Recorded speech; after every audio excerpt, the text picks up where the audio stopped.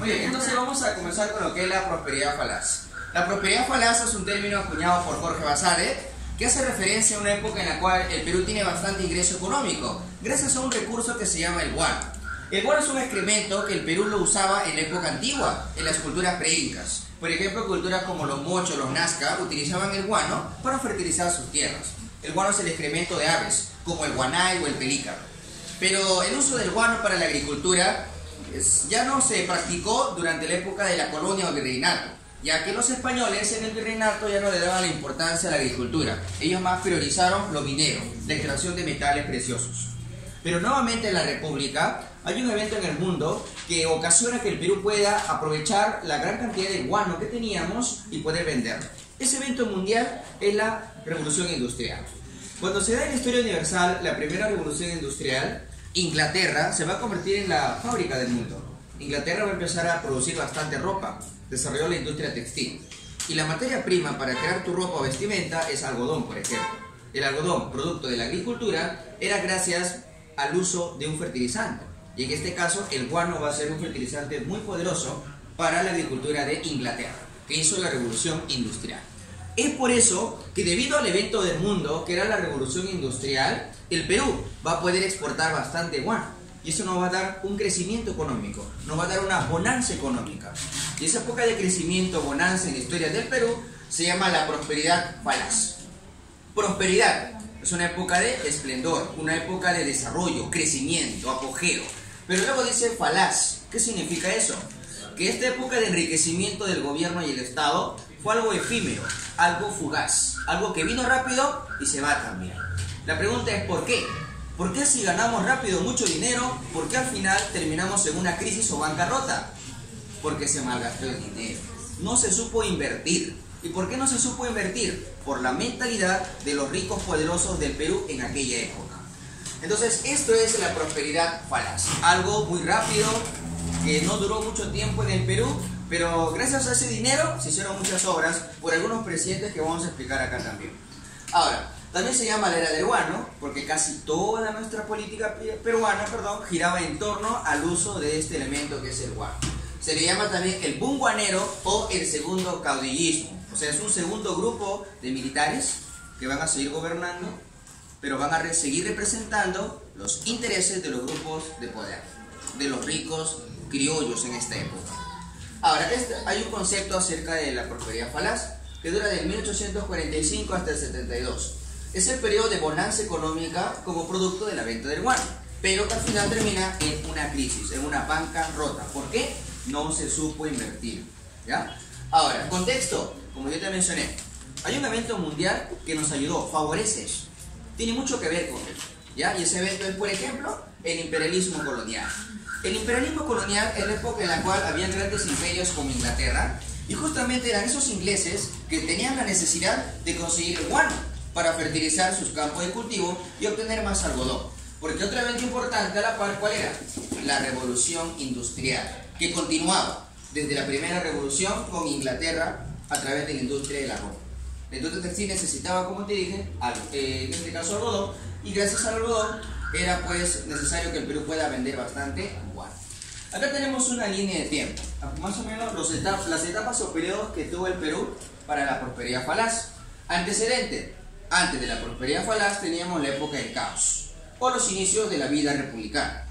En la época del caos, esto se da desde 1827 hasta 1845. Y luego se viene la prosperidad falaz, la época de bonanza económica hasta el 72 aproximadamente. Toda esta época comprende un gobierno de ¿quiénes? ¿Civiles o militares? ¿Quiénes gobiernan durante esos dos periodos? ¿Civiles o militares? Solo militares, claro. Entonces todo esto engloba una época que se llama el primer militarismo. Todo esto es el primer militarismo.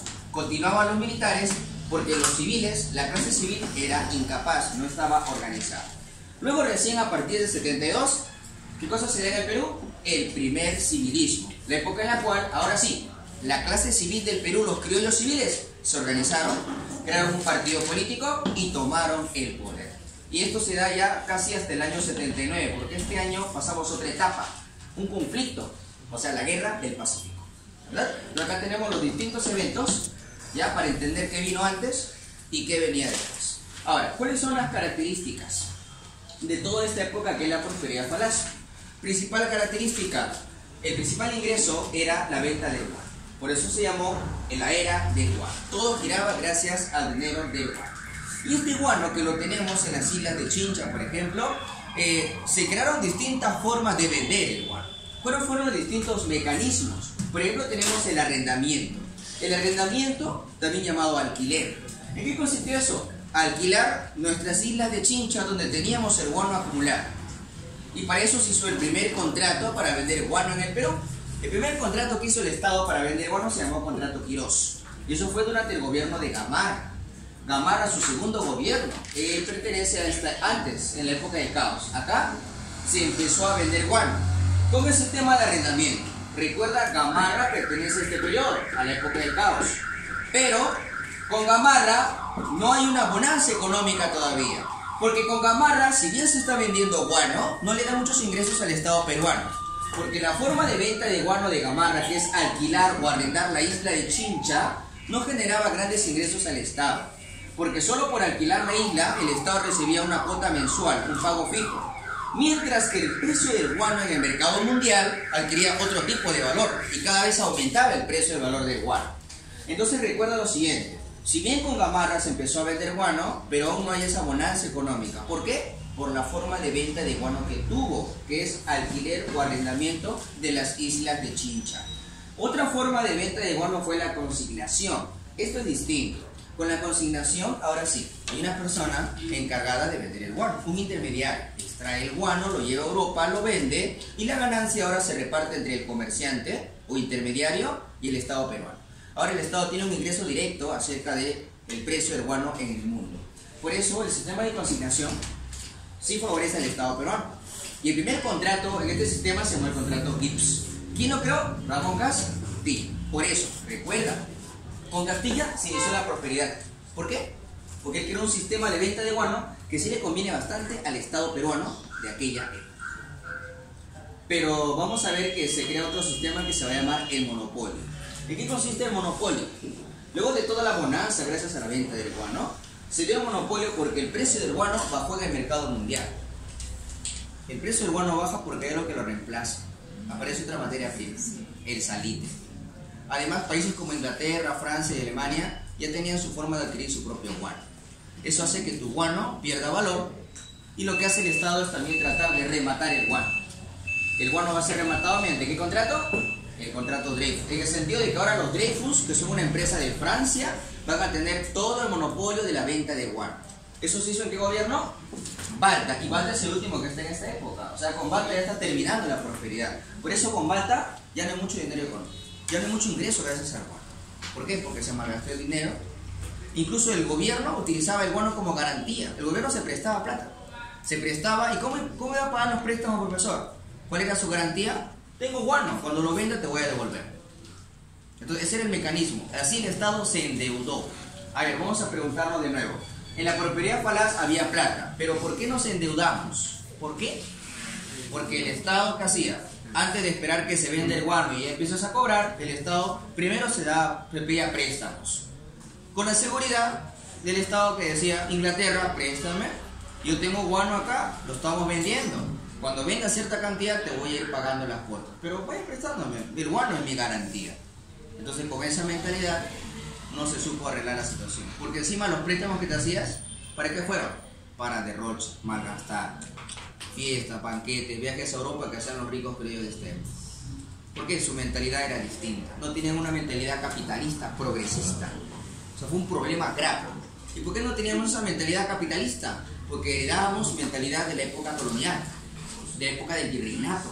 300 años sometidos por españoles que tenían una mentalidad de solo sacar oro y plata de América de las minas, nos dejó esa mentalidad en ese época. Es por eso que mucho tiene que ver el pensamiento del rico criollo de esa época en Perú. No tenía una mentalidad progresista ni capitalista. No hay una burguesía sólida en Perú todavía. En cambio en Inglaterra sí, en Alemania también, en Perú aún no. ¿Culpa de qué? Rezagos del virreinato. ¿En qué se gastó toda la plata? Mira, casi el 54% de toda la plata que se ganó se gastó en la burocracia civil y militar. ¿Qué es eso? Amigos del gobierno, empleados del Estado. La burocracia crece durante la prosperidad falaz. En ellos, ¿y ellos en qué gastaban su plata? Como te dije, ¿no? Fiestas, viajes al extranjero, destinos, etc. También se gastó en ferrocarriles, se gastó en pagar las deudas que tenía el Perú, deuda externa, deuda interna. También se gastó en eliminar el tributo indígena, en eliminar la esclavitud, que aún existía todavía, pero recuerda en qué se gastó más de los ingresos del guano, en la burocracia civil y militar. En eso se gastó más. Por eso recuerda, si se gastó más en esto, significa que durante la prosperidad falaz, ¿qué pasó con los empleados del Estado? ¿Qué pasó con los funcionarios públicos? Aumentaron, se expandieron. Eso es otra característica, ¿ya? Sociales, características sociales de esta época. Recién aparece una burguesía peruana. Pero yo te pregunto, ¿esa burguesía peruana es bien sólida y desarrollada? Todavía tiene rezagos feudales, rezagos coloniales. Es una burguesía peruana incipiente, en sus inicios. ¿Ya? ¿Qué más? En esta época de la prosperidad falaz se dan inmigraciones. ¿Quiénes llegan? Asiáticos y europeos. ¿Por qué? ¿Por qué se dan migraciones en esta época? En esta época se dan las inmigraciones por la escasa población peruana.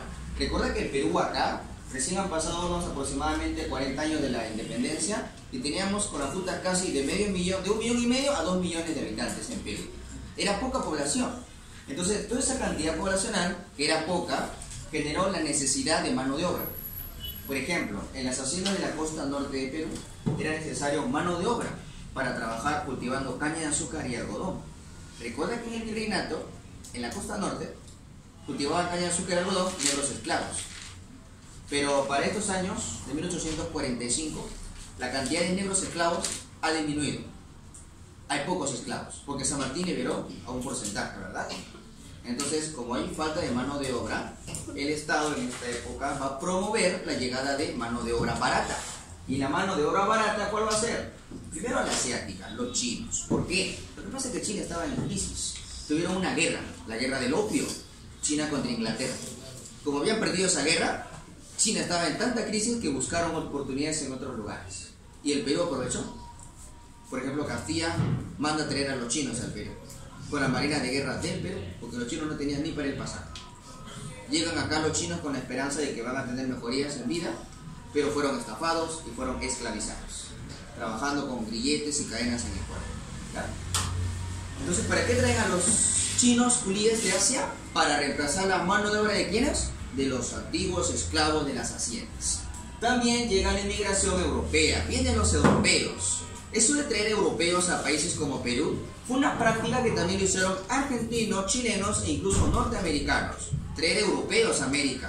Objetivo, colonizar nuevos territorios de sus países para fomentar la producción. Y en el caso de Perú, aparte de que se traen europeos a Perú para mandarlos a la selva, colonizar nuestra selva, con una excusa o un argumento. ¿Cuál es? Mejorar la raza. Que tu raza va a ser distinta. Porque las mujeres peruanas van a elegir un alemán, alto, rubio, caucásico, de ojos verdes, y no a tu compañero peruano de salud. Entonces, esa mentalidad, esa creencia en las damas, es algo que fue una equivocación, ¿verdad? Porque acá las damas del salón, imagino que no se prestan para eso. No. Siempre producto peruano, ¿verdad, señoritas? Producto peruano. La marca peruana. Sí. Muy bien, ¿qué más? No la violencia, por favor. Ahora, ¿qué más? Rebeliones de indígenas y de los chinos también. Fue durante la prosperidad falaz, época en la cual los indígenas o la mayoría de la población se rebelan. Entonces, ¿qué significa eso, profesor?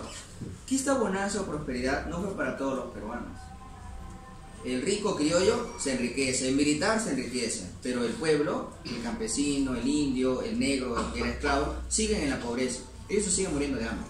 Esta bonanza solo es para las clases altas y poderosas, nada más. Es así. Por eso acá vemos rebeliones. Rebeliones indígenas. Los chinos también, que fueron acá esclavizados, se rebelan también. En Pativilca, por ejemplo. Entonces son eventos de crisis. Recuerda que esta bonanza o prosperidad no es para todos los peruanos, es para la aristocracia, ¿ya? Características políticas. En esta época, en lo político, aún siguen gobernando ¿quiénes? Militares. Porque ¿quiénes todavía son incapaces y no están organizados? La clase civil. Por eso aún persisten militares que se creen los únicos líderes capaces de gobernar. Caudillos. Caudillismo militar. Continúa. Otra característica política, como te mencioné, ¿en qué se gastó más la plata del guano? Burocracia. de tipo civil y militar. Eso generó que aumenta la burocracia en el Estado, aumentan los funcionarios públicos. Es la época de mayor expansión de la burocracia. Esto ya no se va a repetir, se va a tener que esperar unos 80 años después, hasta que en el gobierno de Leguía de nuevo aumenta la burocracia, con Leguía, en el oncenio, pero más adelante todavía. ¿Ya? ¿Qué más? El Estado asume la defensa de América. En América del Sur durante esos años, el Estado peruano fue uno de los estados más ricos y poderosos de América del Sur. Tanto así que cuando un país de América Latina era afectado o amenazado por potencias europeas, el Perú intervenía. Por ejemplo, en el caso de Nicaragua, en El Salvador, en el caso de México, el Perú intervenía defendiendo a esos países contra amenazas europeas de invasiones extranjeras. Entonces, el Perú tuvo protagonismo en América Latina. Incluso el Perú en esta época convocó a reuniones en Lima, congresos en Lima, para promover la integración del continente. O sea, una unión en América del Sur contra amenazas europeas extranjeras. Entonces, eso fue un papel muy importante del Perú, ¿ya? Tuvo mucho protagonismo en América Latina. Dirigía la defensa. Ya no solo era Estados Unidos defendiendo América, sino segundo puesto Perú. Mucho importante. ¿Ya? Características ideológicas. Acá tenemos, surge el tercer debate doctrinario. Un debate doctrinario, también llamado tercer ciclo doctrinario. ¿Ya? O sea, es un tercer momento en el cual va a haber un choque de ideas, un enfrentamiento. Tú ya sabes por tus clases pasadas cuáles son los primeros debates doctrinarios, ¿no? El primer choque de ideas en el Perú, ¿cuál fue? Fue si el Perú iba a ser una monarquía constitucional o si el Perú iba a ser una red. Por eso fue el primer debate doctrinario. El segundo debate te expliqué yo en la clase pasada. ¿En qué consistió el segundo debate doctrinario? Fue en la lucha entre los liberales y conservadores, que planteaban quién tiene más poder, el ejecutivo o el poder legislativo, el Congreso o el presidente, ¿verdad? Fue la lucha. Y acá el tercer debate, ¿cuál es el tema del tercer debate? El tema es el papel del pueblo en la política. Pregunto, ¿quién es el pueblo en esta época en Perú? ¿Quién es la mayoría de la población peruana? Indígenas, por ejemplo. El Perú es un país de indígenas. La mayoría son indios, analfabetos, están explotados en la servidumbre, trabajan en la sierra para hacendados criollos. Entonces, ellos son el pueblo. Son la mayoría, pero no votan, no participan. Yo te pregunto, ¿eso es república de verdad? Si una república donde la mayoría no vota, o sea, no son ciudadanos, eso no es una república. Por eso van a llamar a eso algunos la República Peruana sin ciudadanos. Algo utópico, ¿no? Algo contradictorio en esa época. Entonces, acá hubo un debate. Habían peruanos intelectuales que opinaban que esa mayoría de peruanos que son indios deben votar, deben tener participación. Ellos planteaban la soberanía popular. ¿Qué significa eso? Que el pueblo o el indio debe votar, debe participar en la política. ¿Quiénes planteaban eso? Estos sectores liberales. Los liberales eran un grupo político que hablaban de eso. Ellos decían, el pueblo, por más ignorante que sea, tiene derecho a participar en la política. Mira, el pueblo, por más ignorante que sea, tiene un derecho a participar en quién lo va a gobernar, a decidir eso, porque es una república. Estas ideas de que el pueblo tiene que participar se difundían en el Colegio Guadalupe, que está en Bella, en Alfonso Ugarte. Es el lugar donde difundían estas ideas. Y tenían diarios, periódicos, como por ejemplo el diario Correo. Era un diario que en la época difundía las ideas de que el indio debe tener participación. ¿Quiénes eran los que difundían estas ideas? Los mayores defensores fueron los hermanos Pedro y José Gálvez y también Benito Lazo. También tenemos a Sebastián Lorente, que fue el director del Colegio Guadalupe, uno de los colegios más antiguos de Lima. Ya, Sebastián Lorente, educador. Muy bien, ellos son un grupo. Para ellos el pueblo debe votar. En cambio, para ellos no. Ellos decían que el pueblo o el indio no debe votar. Este grupo opinaba de la soberanía de la inteligencia. ¿Qué significa eso? Ellos decían, algunos han nacido para mandar y otros han nacido para obedecer. Dios así ya lo ha decidido. ¿Qué opinas de eso? O sea, ellos hablaban de predestinación. Ellos decían, Dios ha decidido tu destino. Indio, tú has nacido para trabajar, para obedecer. Dios te dio esa realidad. Criollo rico aristócrata del Perú. Dios te ha dado la facultad de mandar en el Perú, de gobernar, de tener poder. Dios ya lo decidió para ti. Algunos han nacido para mandar y otros han nacido para obedecer. Esa mentalidad lo planteaban los conservadores del Perú. Y esas ideas las difundían en el famoso Convictorio de San Carlos. El diario donde difundían las ideas se llama el diario El Comercio, que hasta ahora existe. Mira, el diario El Comercio difundió esas ideas. Bueno, hablar de comercio es hablar de los grupos de poder, cómo manipulan la opinión pública, ¿no? De acuerdo a sus propios intereses. Bartolomé Herrera, sacerdote de la época, que opinaba eso. ¿Ves? Está utilizando el factor ideológico, lo religioso, predestinación. Y también tenemos un militar, Vivanco. Había militares, María Ignacio Vivanco, que también opinaban esto. ¿Ya? Entonces, todo esto de acá son las características de la prosperidad falaz. Son puntos importantes que vienen siempre en un examen de admisión de San Marcos, por ejemplo, ¿no? Entonces, hasta acá sería esta parte de las características. Ahora vamos a cortar el video, amigo. ¿Saludos para quién, amigo? ¿Nombre? Dime nombre. ¿Para qué? Para Douglas. Saludos para Douglas. Para Juan Pablo. Para Juan Pablo también saludos. Ya acabo de grabar el video.